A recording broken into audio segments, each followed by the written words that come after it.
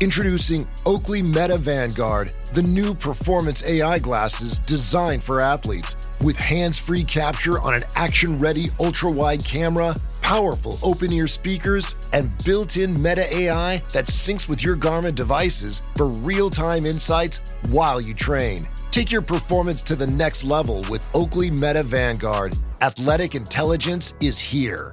Learn more on meta.com. Meet the computer you can talk to. With Copilot on Windows, working, creating, and collaborating is as easy as talking. Got writer's block? Share your screen with Copilot Vision to help spark inspiration, and use Copilot Voice to have a conversation and brainstorm ideas. Or maybe you need some tech help. With Copilot Vision, Copilot sees what you see. Let Copilot talk you through step-by-step guidance so you can master new apps, games, and skills faster. Try now at windows.com/Copilot.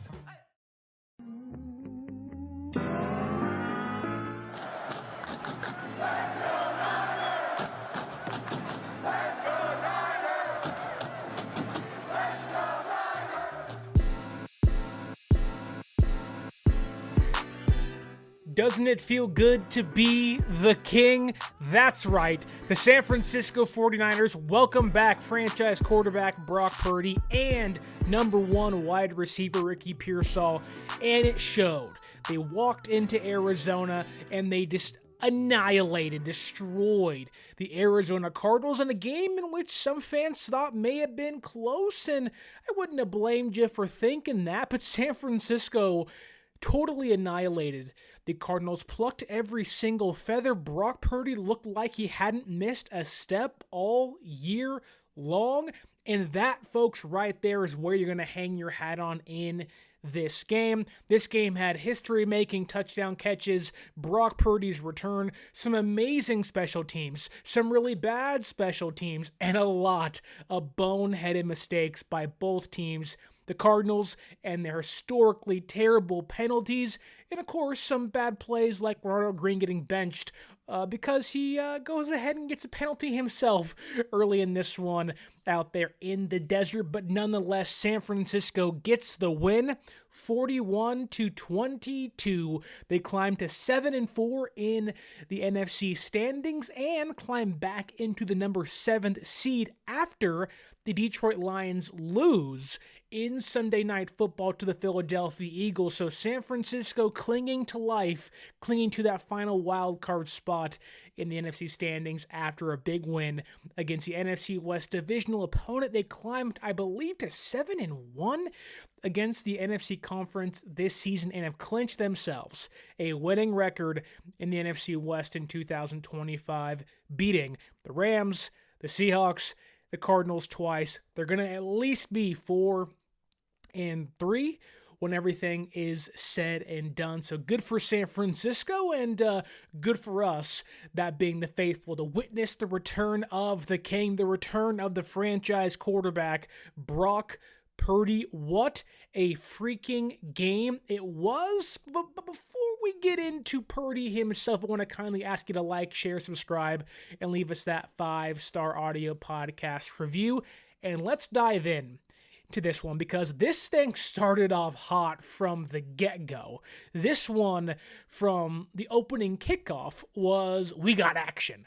And that starts off with a 98-yard kick return, not touchdown, by Skyy Moore, who has somehow proven his worth to actually being on the active roster, even when guys like Ricky Pearsall returns.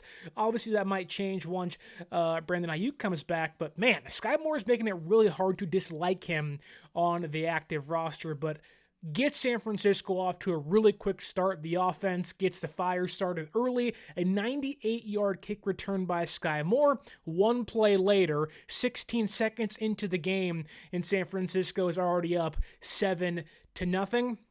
And that right there, the quick start, the amazing special teams performance by Skyy Moore, great blocking downfield. Had he just gotten one more yard, 2 more yards, it wouldn't even have mattered, but that is exactly what you want from your special teams. It's exactly what you want when the opposing team wins the opening kickoff or the coin toss and they defer, and your quarterback's coming off a big toe injury and you don't know how things are going to look in his first game back. You get him the football on the opposing team's 1-yard line. He only has to snap and hand the ball off to his running back, who's a former Offensive Player of the Year, for a 1-yard touchdown run. You get Purdy an early lead. You get him on and off the field in 16 seconds or less, and you kind of ease those nerves, calm those nerves, and say, hey, look, even if the Cardinals respond here, we're in a really good place to keep things going. And that's kind of the first major talking point of this one. How did Brock Purdy look? You have some fans who have been saying, stick with Mac Jones, ride the hot hand, because there was so much uncertainty into how Brock Purdy would look off the turf toe injury. We know it's going to be, a relevant, topic of conversation as the year progresses. We know it's not ever going away until the offseason, and that's still a very slight maybe. Who knows? Things can linger for a long time. But in 2025, Purdy's going to have to battle the toe injury. How would he look in his first performance back since week number 4? That's right. He has missed nearly 7 weeks of play, and now he's back in the fray. And I'll just say this. The box score certainly favors Brock Purdy today. A 73% completion percentage, 200 passing yards, 3 total touchdown passes in this one, and a 133.5 rating per ESPN. That's right. It was a spectacular day from Brock Purdy. There was some bad. We'll get into that in a second. I certainly have my questions going forward. But I think Brock Purdy had maybe the best case scenario outcome for you. I don't know why he was in the game in the fourth quarter at all. You're up by 3 scores. I don't know why you risked that. In fact, I know Pinheiro got hurt in the game, may have pulled his hamstring. But the fact that Christian McCaffrey, Brock Purdy, George Kittle, and Trent Williams were all on the football field with 8 minutes left in the fourth quarter is just, don't do that. In fact, on the 2-point conversion, because for whatever reason they wanted to hammer home the point to score 40 in this one, they go for 2. Brock's on the football field, and then he gets sacked anyways. Why do you allow these things, Kyle Shanahan? Why do you, of all your genius and smarts, continue to make some of the most boneheaded decisions I've seen? He had a heck of a game as a play caller. The Niners offense put up a season-high 41 points. Isn't that funny? Once Brock Purdy comes back, the offense really starts moving the football down the field at will against the Cardinals, who they beat by 1 point earlier in the season. Yeah, a big impact in that was Brock Purdy. But a large reason for that, a large reason for how good the defense was in this game, and they still had their problems, but still, it wasn't a terrible game by the defense overall. A big reason for the offense having so many points was the hot start. San Francisco essentially did what the Rams did to them, just against the Cardinals in this one in week number 11 this past Sunday. I thought Purdy came out hot, firing. A lot of quick plays. 6 of his first 7 completions were for 10-plus yards. 2 of them were for 25-plus yards, with one of those being a big 30-yard touchdown pass to George Kittle on a go route, which that was kind of the highlight, the capping off of his start in this one. But 3rd and 8, you run the football for 2 yards and you don't get any yards. Then, okay, here comes a 3rd and 8. How does Purdy look? Big 25-yard pass to Jawan Jennings, who's wide open on a big post route towards the left sideline. Then he gets a 13-yard completion to DeMarcus Robinson, where he kind of shows the pocket presence is still there. He isn't too afraid to move around. The toe looks a little bit okay, albeit, somewhat shaky at times. Then he audibles out of a play to get Kittle in man-to-man coverage because whatever the Cardinals were doing defensively, it tipped Purdy off. And they get a 30-yard in the air impressive go route for a touchdown. And again, going back to his first 6 of 7 completions being for 10-plus yards, the other one that wasn't for 10-plus yards was a 9-yard touchdown pass to Christian McCaffrey. In the blink of an eye, San Francisco had, 21 points, albeit because they missed PAT, 2 of them actually. It was 19 points, but in the blink of an eye, Purdy had 120 yards and 2 touchdowns, and it was he was precise. He was on point for most of his passes. And I think, coming out hot, getting in rhythm early certainly helped them. And I think you have to love that because, I think for a player, you can say you believe in yourself. You can say that you're, the toe's fine, but you want to go out there and show it and prove it because sometimes you can go out there and you can feel fine, but then something's off. From the get-go, Purdy looked phenomenal, looked really good. He was pushing the ball downfield. He was making plays. I thought the script Shanahan had created for them was, again, nearly perfect.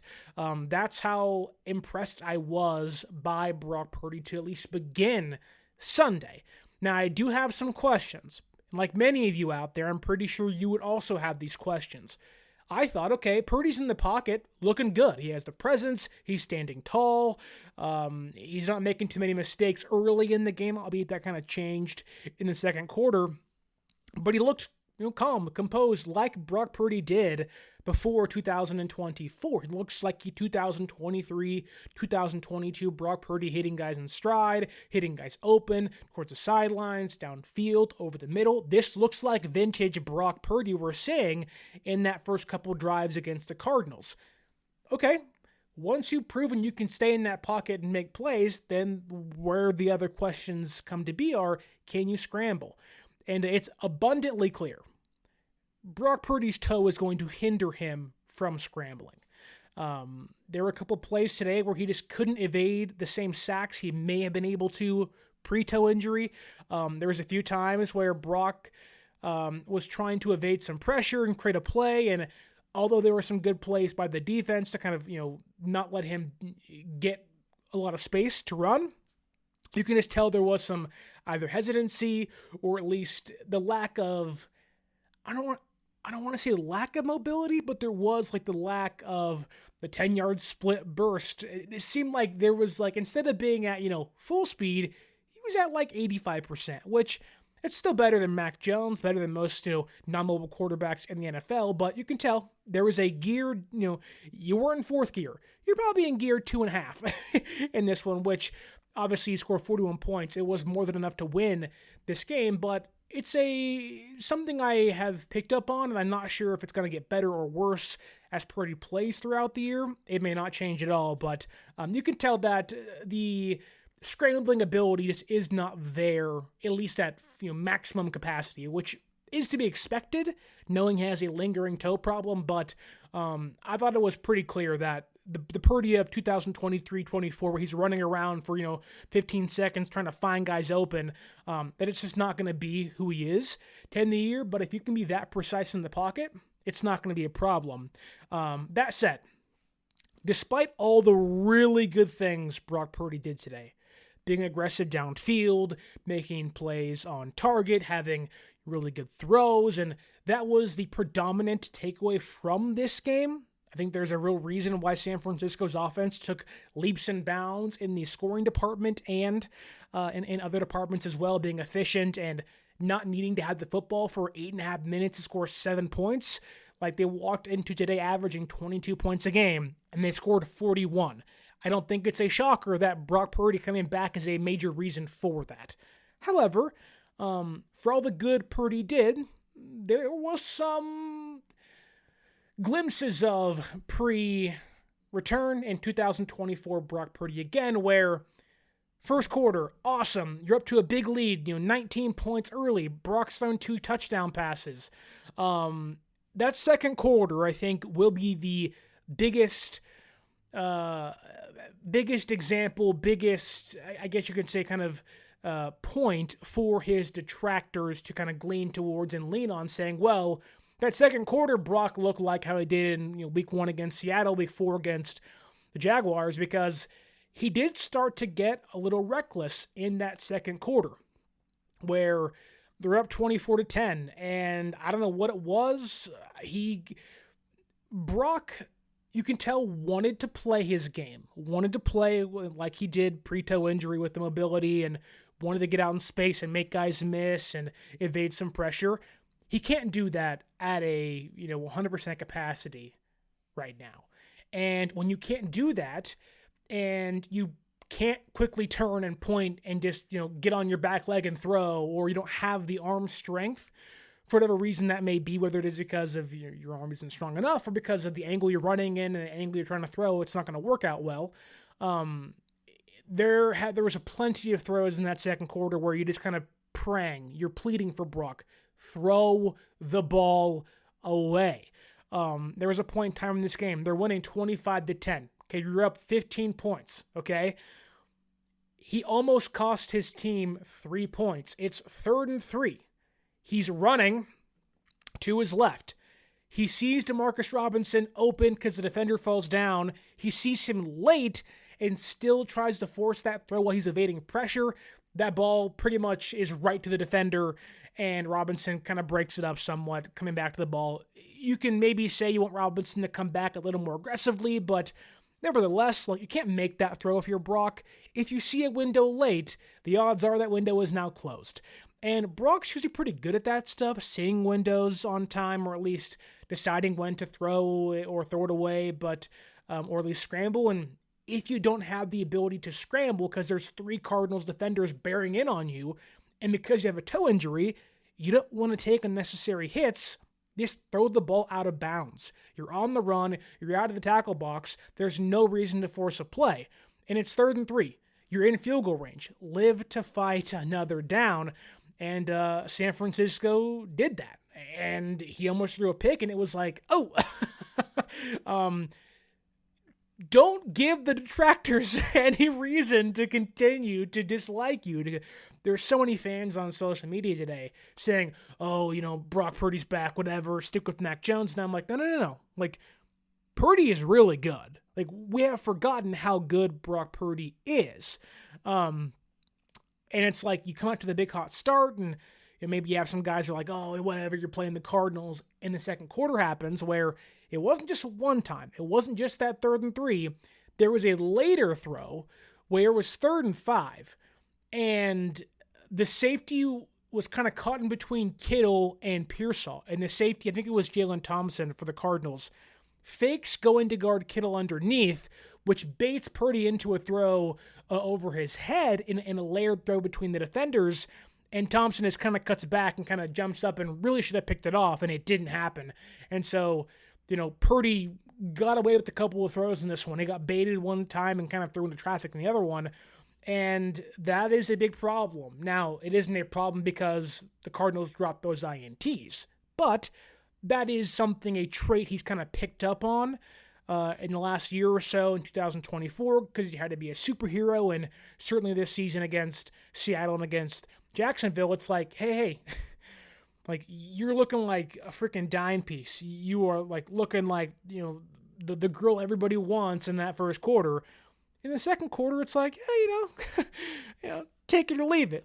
And you don't want to have your quarterback throwing picks, and, not to say the Cardinals are a good team, because they're not, but if you want to go to the playoffs, which San Francisco, I think, does, and they certainly can, I think will, when the season's all said and done, but games against the Colts, games against the Bears in Week 17, which that game might decide a wild card seeding, Week 18 against the Seahawks, which that game too may decide a wild card seeding, or if you're lucky, a division win or loss by the end of the season.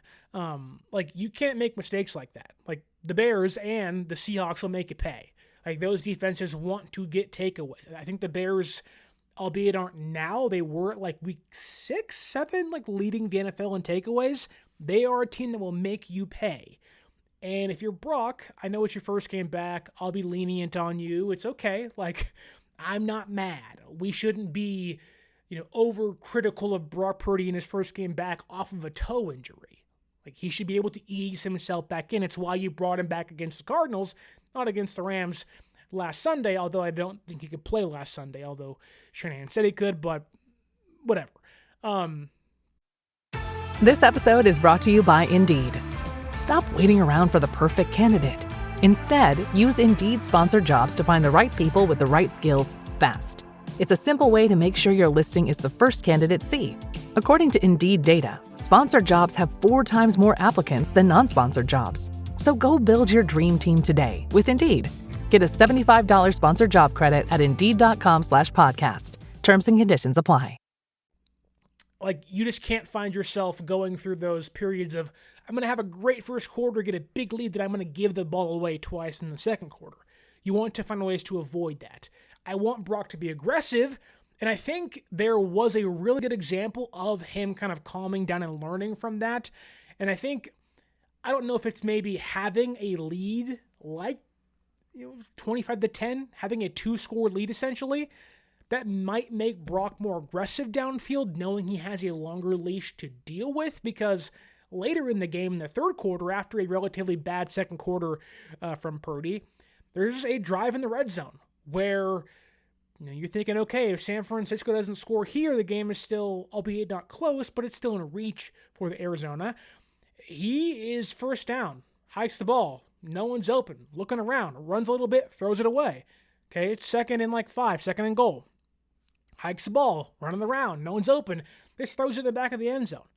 Purdy throwing the ball away, knowing, hey, a big score here changes this outcome for us. And, the very next play, third and goal, what's he do? He finds George Kittle in the corner of the end zone for Kittle's second touchdown of the evening. And so it's like, you can look at that second quarter and say, oh, man, Purdy was bad. He almost threw interceptions. And, you can point to Mac Jones not doing that very often or whatnot. Then it's like, okay, if you want to point to that, I'll give it to you. But let's not forget Purdy making the right play, making the smart play in the red zone a quarter later where he could force throws. We've seen Purdy force throws in the red zone, force throws even in the second quarter of this game, and make mistakes.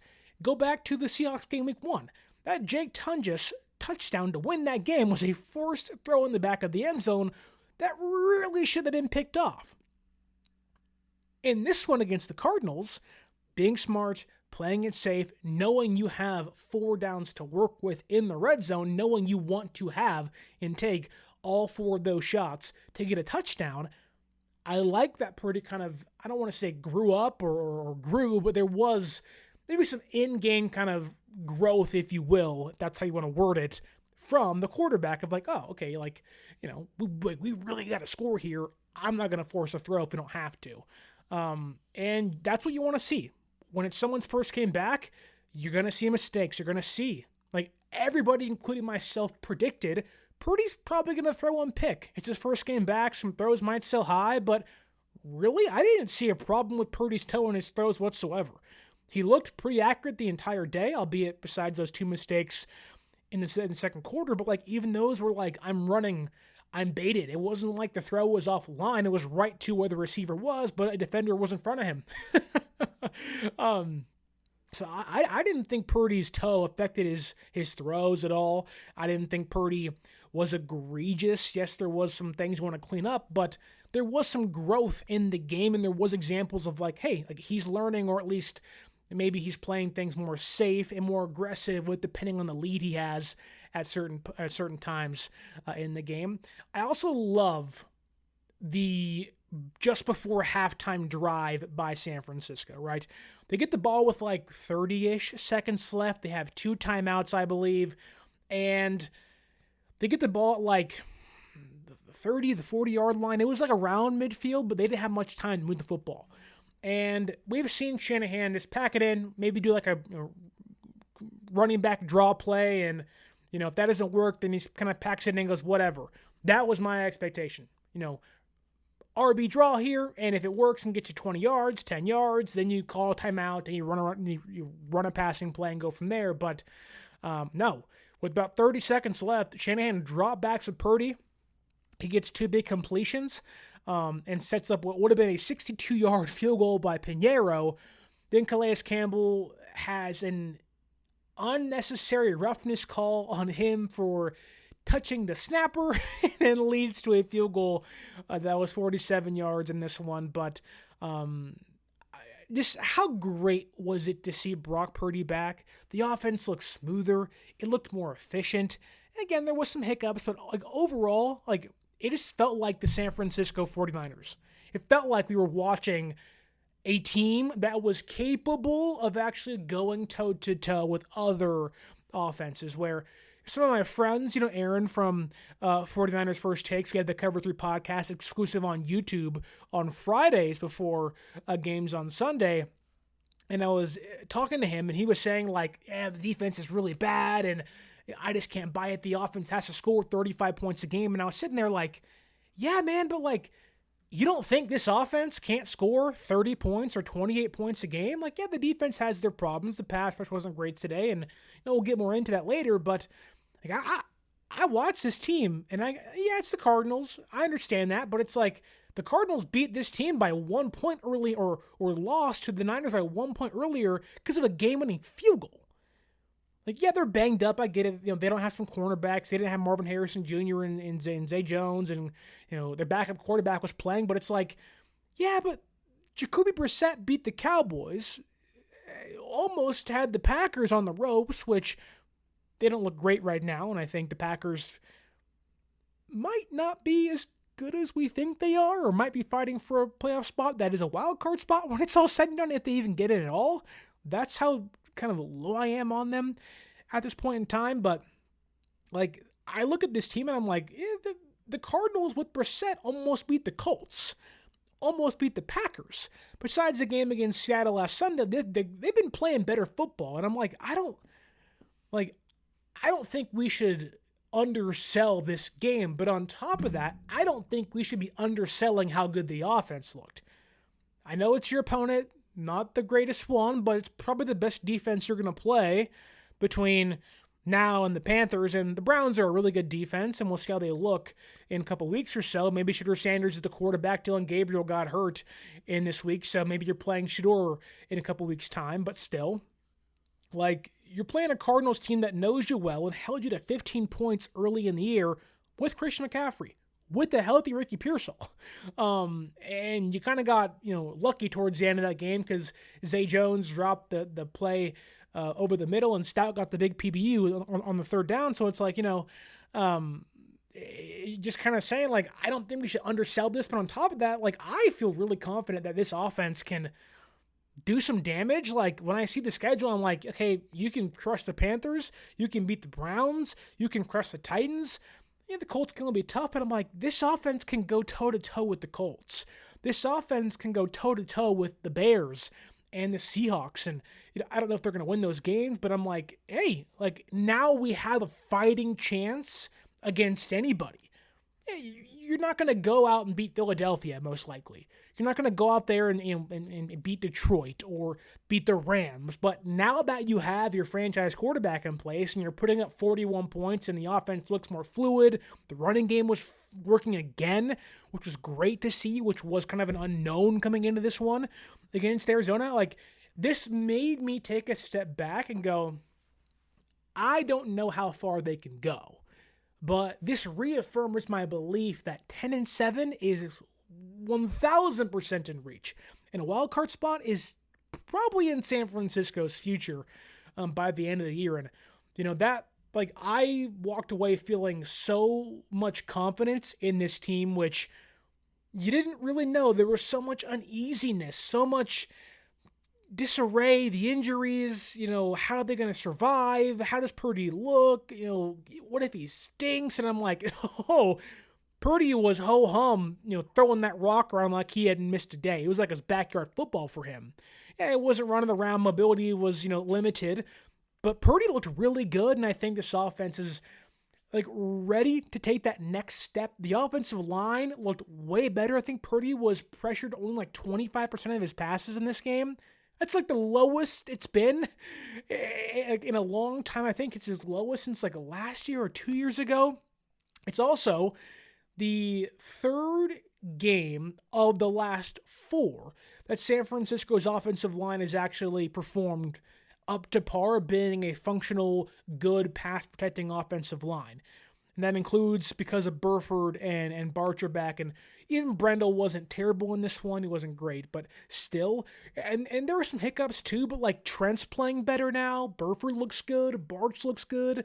They're still making mistakes, and we'll get to one of them in a minute, but I feel really confident now because the way Brock, a lot of my questions, although are still there, they're certainly kind of pushing the corner of you're going to just go away for a week. I'm feeling good. I'm feeling confident. Bring on the Panthers. This offense against that Panthers defense, oh my God. Talking about Swiss cheese, grated cheese. I want to shred some of that Panther fur, and I'm like, bring them on, brother. Like, that's what I want. And San Francisco's offense really kind of put to bed a lot of the quarterback controversy stuff, but also just kind of tabled the worry.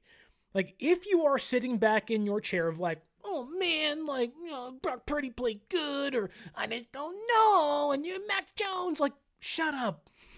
Shut up.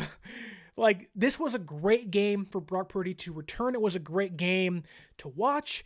And this offense looked like how it's supposed to. Everyone's healthy besides Brandon Ayuk. And they didn't get anything from Ricky Pearsall today. He had 1 catch for 0 yards. This felt more like a go out there and run some routes and test your knee and kind of, get your cardio back up, and then we'll hit you back against Carolina next Monday. That's what this game was like for the 49ers and Ricky Pearsall. He was a non-factor the entire game.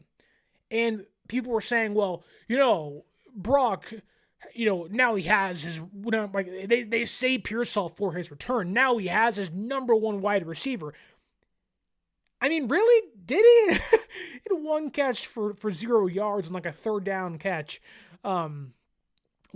Pearsall was a non-factor. He did the exact same thing, or he did more with the offense that had George Kittle and Christian McCaffrey and Brian Robinson and Juwan Jennings and Kendrick Bourne and DeMarcus Robinson. And did you notice that we saw a lot more DeMarcus Robinson today and less Kendrick Bourne? That feels like a trend, knowing that Brock Purdy, he's going to push the ball downfield more and more and more. And if you don't believe me, Brock Purdy today against the Cardinals was 2 for 4 for 55 yards and a touchdown. So 2 for 4, 55 yards and 1 touchdown on balls traveling 20-plus yards through the air. In 3 games this season, week 1 against Seattle, week 4 against Jacksonville, and today against the Cardinals, he is 8 for 12 for 226 yards on such throws. Meanwhile, Mac Jones did a great job as a backup. Thank God he was here. But he did not push the ball down the field whatsoever. People didn't want to hear that. It was a condensed offense. Greg Cosell got so much crap for saying that, but it's true. Mac Jones was 4 for 16 for 122 yards on such throws. The deep ball is a much more prominent part of Brock Purdy's game. It's no knock on Mac Jones. The offense was hindered. It was a backup quarterback utilizing the Jimmy G playbook, and you can say, well, he didn't have Pearsall. Neither did Brock Purdy really today, and he hit 2 of those throws. And it's no knock on Mac. It's just to say, Purdy brings something more. And it isn't just mobility, because he's pretty much not immobile, but there isn't much mobility there because of a toe injury. There's a little bit of a little bit of agility. There's no Brock Purdy scrambling for 6 to 8 yards and 20 yards like it was pre-toe injury, at least right now in this game. Purdy does bring more than just mobility, more than Mac Jones does. It's the vision, it's the touch to throws. Jones, stronger arm. Purdy just finds a way to get the ball downfield. He wants to make those plays, whereas Jones just does whatever Kyle tells him to do, which that'll work. Kyle's an awesome play caller. Purdy's like, hey, let's be aggressive here. Let's have some fun. And you're seeing it on display. And it's great to see. It makes me more confident in the team going forward. And it makes me be like, bring on the Seahawks. Bring on the Panthers. It makes me almost overconfident. And maybe I am. It's 1 game and they have a lot of games to go. And hopefully they can continue the pace they're on. But still, this was a big win for San Francisco. More of a prove-it win of hey, Purdy still looks great. Christian McCaffrey still looks good. George Kittle and Christian and Brock Purdy are just going to be, and have always been, one of the best quarterback tight end tandems in football. They now have, I believe, if I could bring up the stat for 1 second, George Kittle and Brock Purdy, after connecting for 2 touchdowns in this game, now have 23 touchdowns throughout their careers from 2022 to now. 23 total touchdowns. They surpassed Steve Young and Brett Jones, who had 22 when they played together, and they are only 7 away from tying Alex Smith and Vernon Davis for the most touchdowns by a quarterback and tight end duo in Niners history. When I have told you, they are the second best behind Mahomes and Kelsey. Quarterback and tight end tandem in football, this is what I mean. When they're on the field together, it's really, really dangerous, and Kittle is just awesome, right? He had his 50th touchdown catch today. 6 receptions, 67 yards, 2 touchdowns. He's a Hall of Famer. He gets the job done. He's now 3rd all-time in receptions. He's 3rd all-time in receiving yards. And he's 5th all-time in receiving touchdowns with the 49ers. He's also the 3rd player in Niner history to have 500-plus catches and 50-plus receiving yards. The other 2, Terrell Owens and Jerry Rice. Kittle's awesome. I've been trying to tell you guys, they are the best quarterback tandem and tight end tandem in the NFC and the second best in football, and I'm happy because on display today. When you have All-Pro Hall of Fame George Kittle and you have Brock Purdy playing his best football, really, really dangerous. We saw it in the first drive in week 1, and we haven't seen it since. It's funny that this is so crazy. I'm connecting dots on the fly. The first drive of the game, of the year for San Francisco, George Kittle, Brock Purdy touchdown.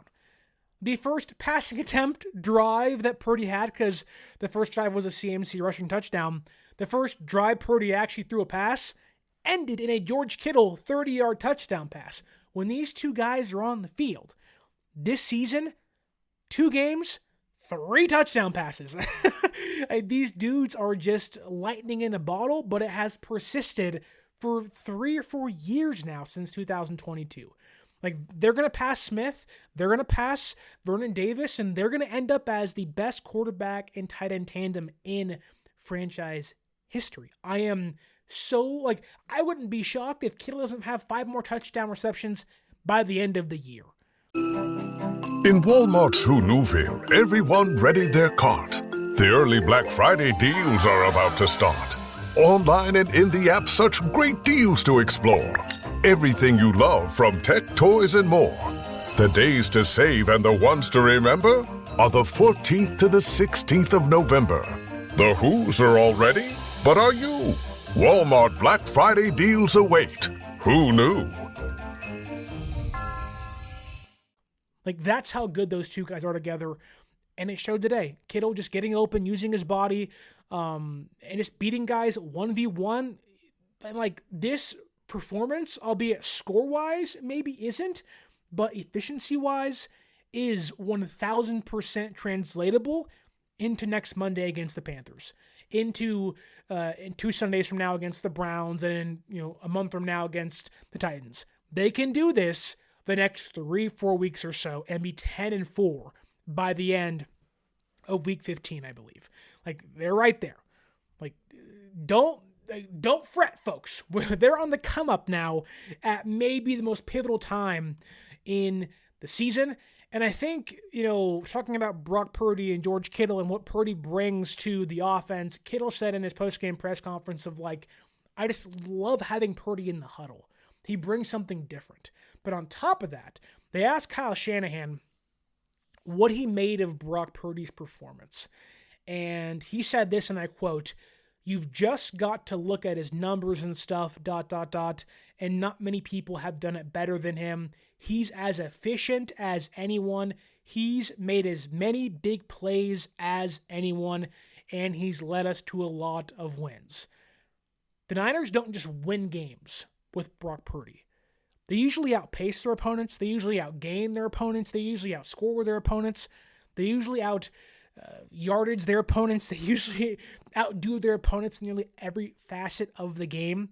You don't go to back-to-back NFC Championship games just because you have the Avengers. And you're seeing it this year. It's a 1-game sample size, so we'll see how things go. But this team went from barely being able to average 20 points a game to 41 points the minute Brock Purdy steps back on the football field. Now, a lot of that today was helped by special teams. So many good punt returns, kick returns. Skyy Moore, get your flowers. Brian Robinson, who was acquired to be the backup running back, has somehow become one of the more efficient kick returners in football this year. You get your flowers as well. The Niners basically had, from midfield and on, they were rarely ever starting drives on their own 30. Like, they were near the 40-yard line, 45-yard line almost every single offensive drive to begin with. That's a great thing. Will that continue? Probably not. I hope it does, but the odds would say probably not. However, the fact that San Francisco now has the offense to actually take advantage of that, and like, you go to the box score, the Niners did not have the TOP, time of possession advantage, in this game. You go to the box score here in front of me, and the Niners in this one, I feel like held the ball for like 10 minutes, and that's not true, obviously, but it was like nothing. This Sunday against the Cardinals, San Francisco, if it'll load, San Francisco held the football for 25 minutes. The Cardinals had it for 34 minutes and 15 seconds. 9 more minutes than San Francisco. The Cardinals outgained San Francisco by 207 yards, but San Francisco still won. They played clean football. They didn't turn the football over. They didn't get penalized. Penalties were atrocious in this game for the Cardinals. They had a 60-yard touchdown run called back because they couldn't get out of their own way. There was holdings, illegal hands to the face, illegal formations. It was every single play. Trey McBride caught like a 25-yard reception and then gets called for taunting, essentially, and then gets the ball moved back 15 yards. The Cardinals in this game had 17 penalties for 130 yards. Meanwhile, San Francisco had 1 penalty for 15 yards. Now, that 1 penalty for San Francisco was idiotic, but still. When you're giving your opponent 17 penalties and 133 yards, like, really, San Francisco says they gained 281 yards on ESPN.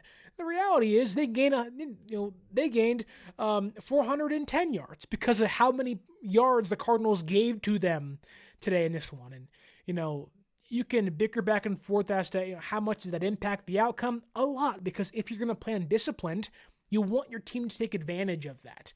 And people are using that to knock down the Cardinals and kind of diminish the win by San Francisco. And I get it, right? I would do it if the Lions won that way. Like, the way Philadelphia won, because the Lions went forward on like every single 4th down when it's like, hey, dude, it's 4th and goal on the opposing team's 1-yard line. Kick the field goal. That happened like 5 times tonight. Had they done that, they probably would have won that game. And San Francisco would be out of the playoffs if things ended today because of it. However, I'd point to that and say, Philadelphia played really good football. The defense was there, but the Lions offense really crapped the bed. Dan Campbell screwed them over. Whereas in this one, you can say, well, the Cardinals gave San Francisco the ball, 133 yards, and all that's true. All that's true. But I would rather be able to take advantage of my opposing team's mistakes, especially on offense, which San Francisco can now do because of Brock Purdy and Pearsall being back, albeit more Brock Purdy. Like, they couldn't do that before.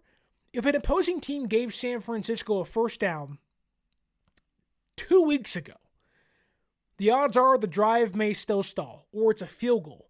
Now, if you give San Francisco a free 1st down, it's okay, now we're cooking. We have 4 more downs, 4 more plays to go, and we're going to score a touchdown. That mindset changes, that kind of, the switch flips of like, oh, we're playing for a field goal now. Hey, no, we're going for a touchdown. And that kind of comes back into play with the halftime stuff, with Purdy with 30 seconds left. Let's go down and score a field goal fast and get some more points on the board, and let's, kind of not double up on them, but let's kind of maximize our time here. And it worked. Christian McCaffrey, we haven't even got to the defense yet because we've been glazing Brock Purdy for 43 minutes, but my God, Chris McCaffrey, 13 carries, 81 yards, 5 receptions for 40 yards, 3 touchdowns today. Finally got his first 20-plus yard run of the season in this one. Hit a couple of big runs. Luke Farrell had an amazing block to spring him open. So did Spencer Burford.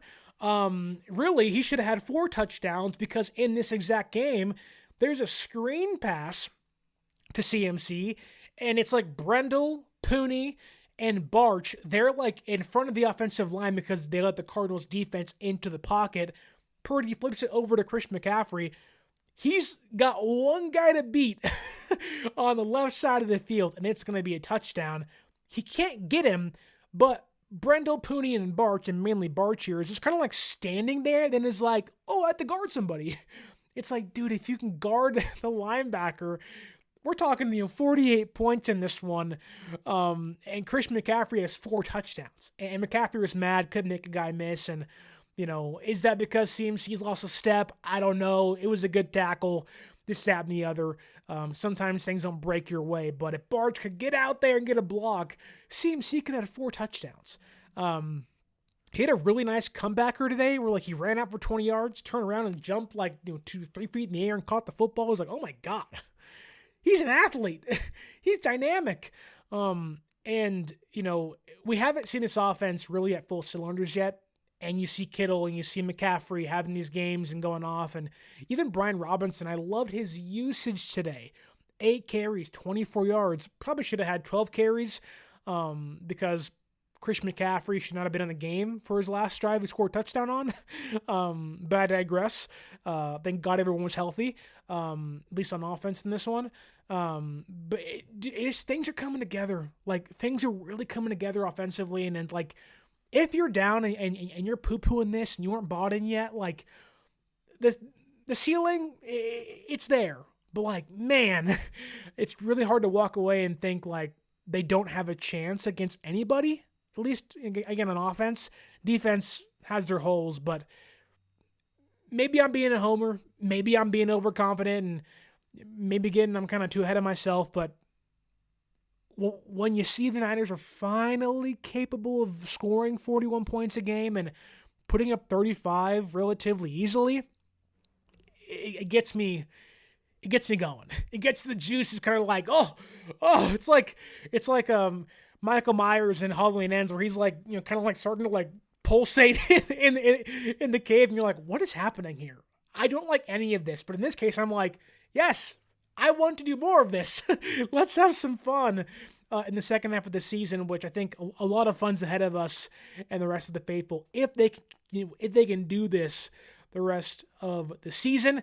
That said, I want to get into the defense, but first I want to remind you, if you want to see this team, a 41-point offensive performance, you want to see Brock Purdy play live at home Monday night, Carolina Panthers, or you want to see him around the holidays against Tennessee at home, or maybe you're thinking, get me Week 18 rivalry jersey game against the Seattle Seahawks tickets, go to SeatGeek.com.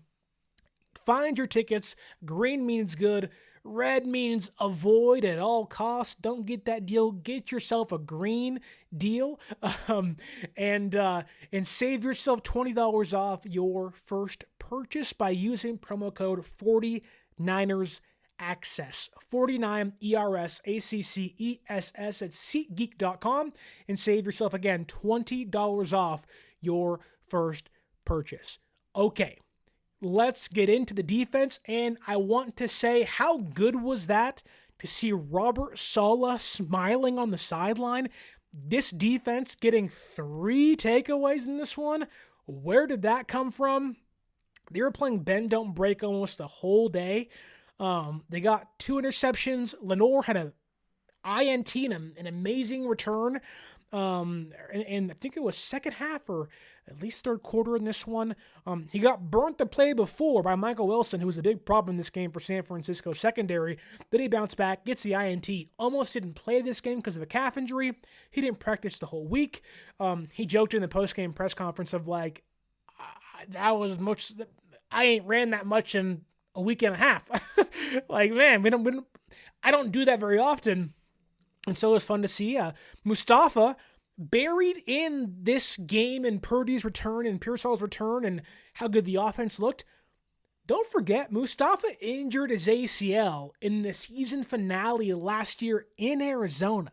This was his return to Arizona since the injury, gets a big INT and lays out Renardo Green in the process, but still, big INT in San Francisco's, I think their second INT of the season, I believe, which is just insane to think about. Upton Stout also forced a fumble at the goal line, which kind of goes back into the playing bend, don't break all game.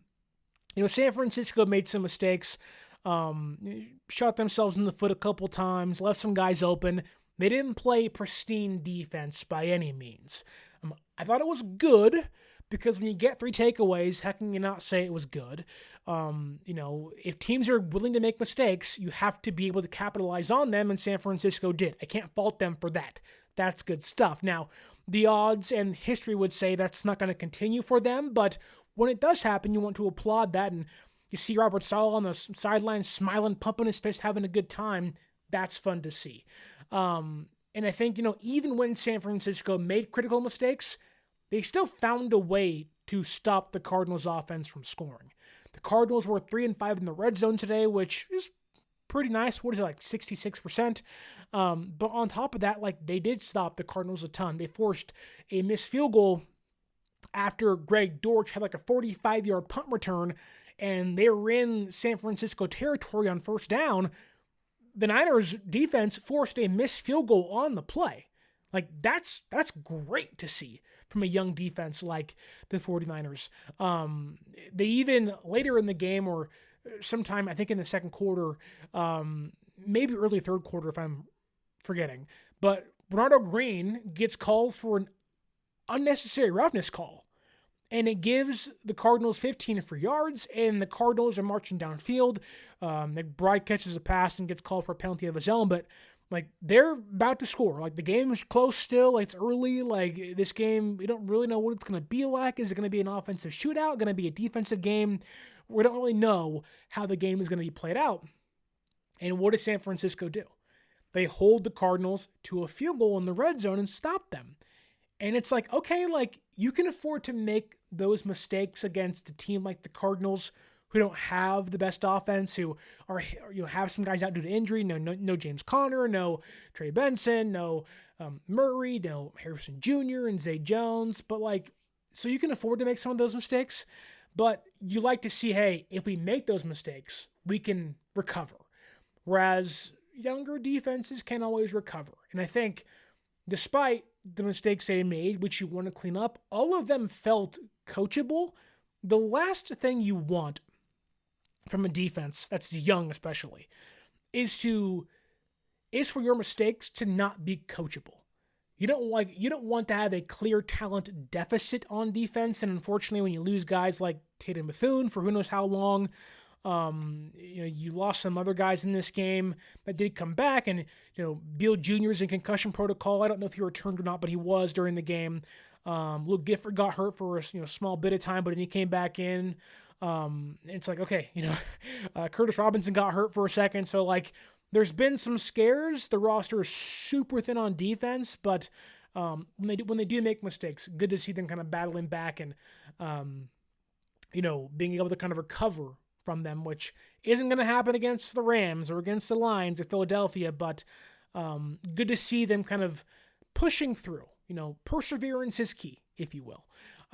That said, the defensive line, I thought, really, really good game on the ground. The biggest play on the ground for the Cardinals in this one, I believe, would have been a 60-yard touchdown run by Bam Knight. That was called back, but their longest run was for 7 yards, and that was a Bam Knight 7-yard run. Altogether, they allowed 36 rushing yards on the day. Had it not been for a negative 2-yard gain by Brissett, 38 yards on the ground against the Cardinals, which, it's not a great running back room. We know that. Bam Knight, DeMarcado, Carter, it's not a great room by any means, but the fact is, Alfred Collins comes back. They finally pulled their head out of their butt and played CJ West over Kevin Givens today. Love to see that. I think that was a big reason for why the run defense was so much better, having space eaters, young guys that got fresh legs out there, making plays. That's going to be an important factor for San Francisco. Can you find guys that have some fresh legs and can give you some oomph, some push as the year continues? And I think, Weston and Collins especially Collins, have grown a lot really quickly. Collins looks phenomenal, especially as a run defender. And when you bounce back from how bad you were against the Rams, who seemingly had every gap to run through, I think Collins returning is a big reason for their improved run defense, and being able to make Brissett throw 57 times. There's been so much made of that, right? Of, Brissett threw 57 times and had 452 yards and got outgained. And I'm like, I get that, but the Niners defense made him have to throw. San Francisco's offense, yes, put them behind, but the Niners made Brissett throw because they stopped the run so often in this one. They had guys that had 12 carries from running backs in this game. They couldn't run. Now, they had to play catch up, certainly. But the fact is, even when they tried to run, they really couldn't. I thought linebackers were flying around. Bethune, before he got hurt, was flying around making plays. Curtis Robinson, same thing. D. Winters, same thing. Again, there was mistakes in the flat. Brissett was just eating San Francisco's defense early in the flat.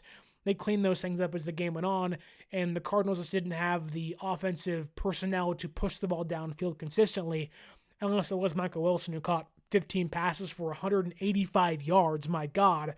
And McBride, 10 catches, 115 yards, and 1 touchdown. Oh, my goodness. But when you throw 57 times, you're probably going to hit on 47 of your completions. But I thought, the Niners defense... This episode is presented by State Farm. Having insurance isn't the same as having State Farm. It's like needing the protection of an offensive guard on the football field, but getting an elementary school crossing guard. Sure, they're both guards, but you can only trust one to keep your quarterback safe when the game is on the line. So don't settle for just any insurance when there's State Farm.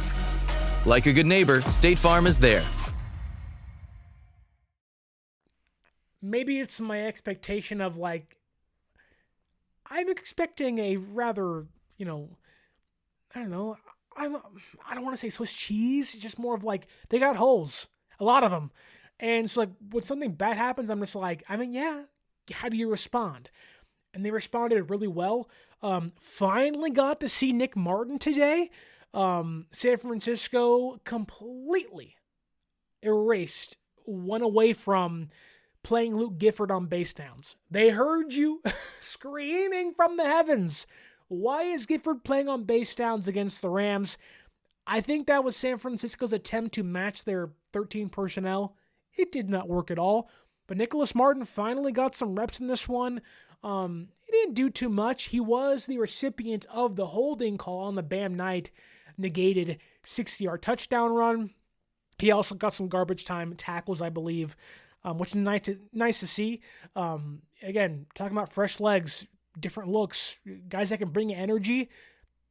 Sometimes it does pay to have guys not play all year, because when they do play, they're just freaking cut loose. They're live wire running around like freaking Tasmanian devil, they just want to hit somebody. And when you have guys like Nicholas Martin who already play like that, and they haven't played all year, now he's getting reps, you're flying around today, which is really fun to see. It wasn't often, wasn't many snaps involved early, but good to see. I think it's something San Francisco needs to do, and in fact, I do think San Francisco really needs to stop playing Jason Pinnock. Jason Pinnock might be a good tackler, or at least an average tackler. That dude, I'm sure he's a great person. I'm not coming at him as a person. That dude sucks in coverage. Sucks. And if you're going to play a big nickel back with Pinnock, I'm sure that was to kind of pair him up with Trey McBride to help alleviate the pressure of or on Bethune and Winters to guard him in this one, which didn't work for obvious reasons, being 10 receptions for 115 yards and 1 touchdown, but he was not good. Jason Pinnock got burned a handful of times in this game. There's a 1st and 18 play where Robinson, after Bethune got hurt, he's in the middle of the field. McBride's running across the middle of the field. Robinson points and passes him off to Pinnock, I believe it was. And Pinnock just doesn't even look, doesn't go over there. He's amongst 3 other Niner guys, or is one of 3 Niner defenders guarding the exact same player. McBride just running free for 14 yards, which, that didn't go for a first down, but still, it's 1st and 18. You want to hold guys and make it 2nd and long. Pinnock gave him a free 14 yards. Also a play later in the game, I think it was one of their garbage time touchdowns. I don't know if it was to Dortch or McBride. I think it was to Dortch. He just didn't cover the guy. I don't know if it was his responsibility or if it was Siegel's responsibility or somebody else's, but I think Pinnock was the safety. They both passed the guy off to someone behind them. Pinnock was like, no one's behind me. The guy was like, I thought you were behind me. He's like, no one's behind me. And you blew coverage. And it's like, communication still's a problem. That's got to get fixed. That's coachable. It's one of those things that is coachable, but communication is a big problem for San Francisco's defense. Still is. But it's, again, how are you able to overcome?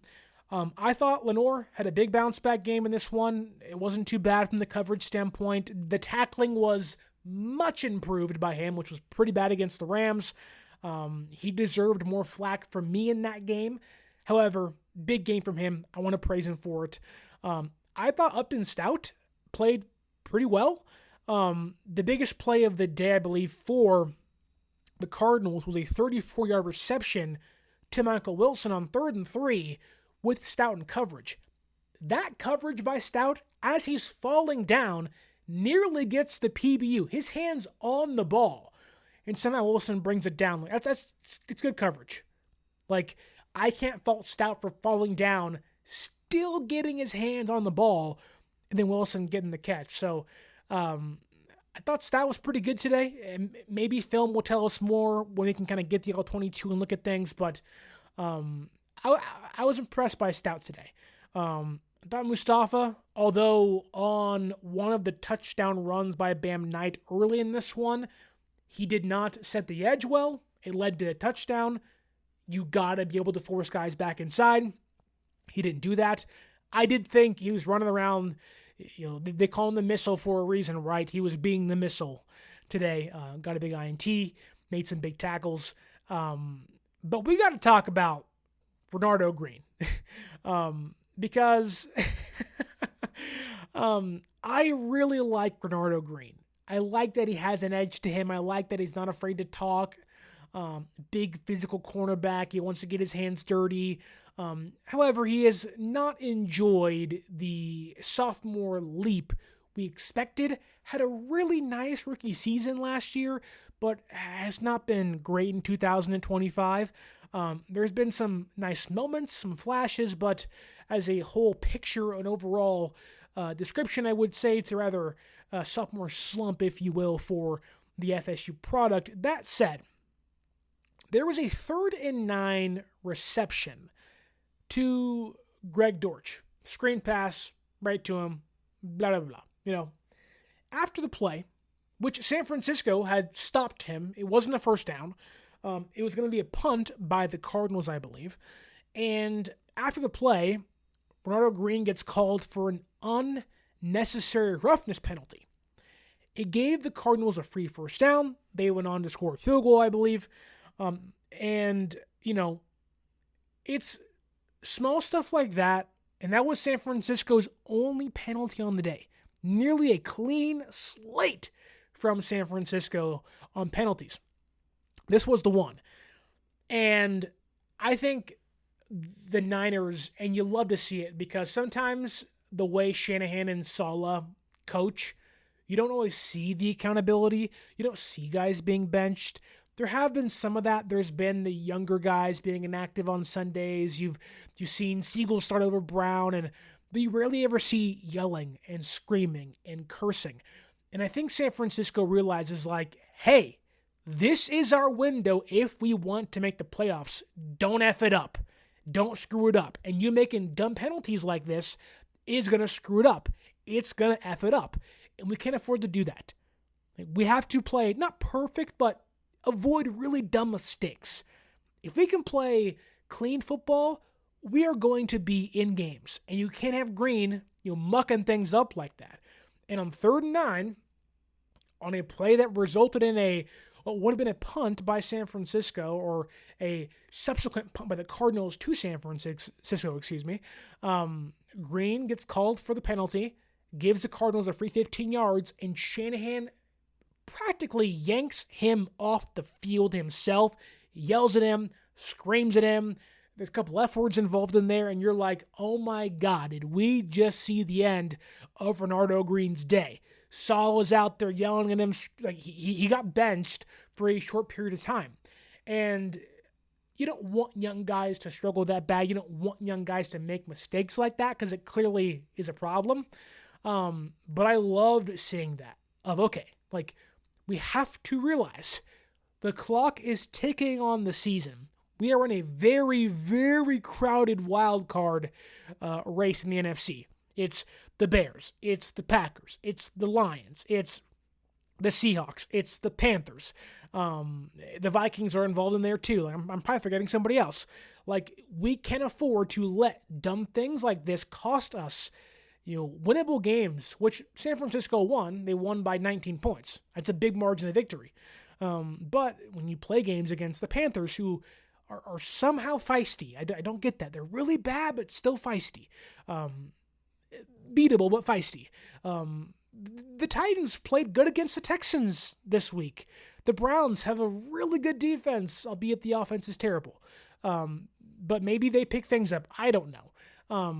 Then you have games against the Colts. That game against the Bears will be probably a wild card determining game.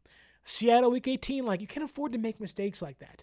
And Luter didn't cost him. He came in, did his job, went back to the bench, and Green came back out and everything. But I like the accountability from Kyle and Robert Saleh of we got him. We're going to boat race these punks, and they did.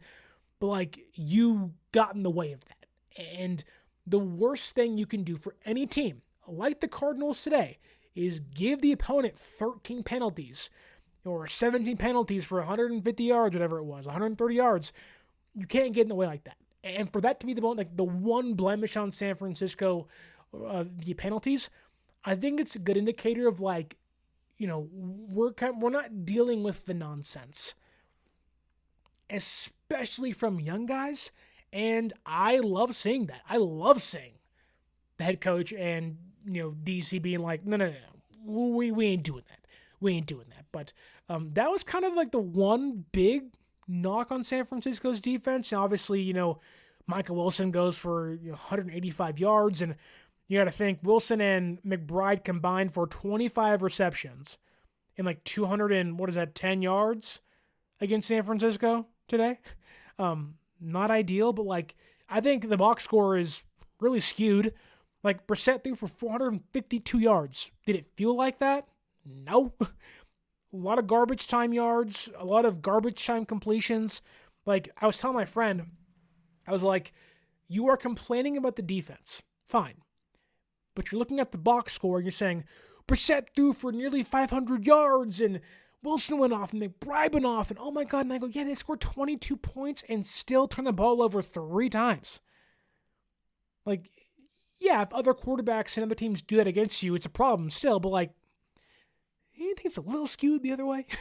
It just, I don't know. What San Francisco really needs to avoid those box scores is a pass rush. They didn't have that.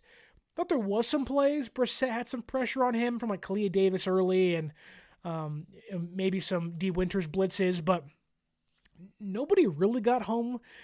Keon White probably had one of the better games of the pass rushers. He recovered Upton Stout's forced fumble, but also he batted the ball down at the line of scrimmage earlier in the game too. But San Francisco really needs a pass rush. The Cardinals' offensive line isn't terrible, but they're beatable. I don't know why Clelin Ferrell wasn't active today. Weird. You would think you'd want to have all your edge rushers, which isn't many of them that are actually NFL caliber on the active roster. Like, he's signed to the active roster. Why is he inactive? I don't know what that was about. Maybe he was sick. I'm not sure. I didn't see a report on it.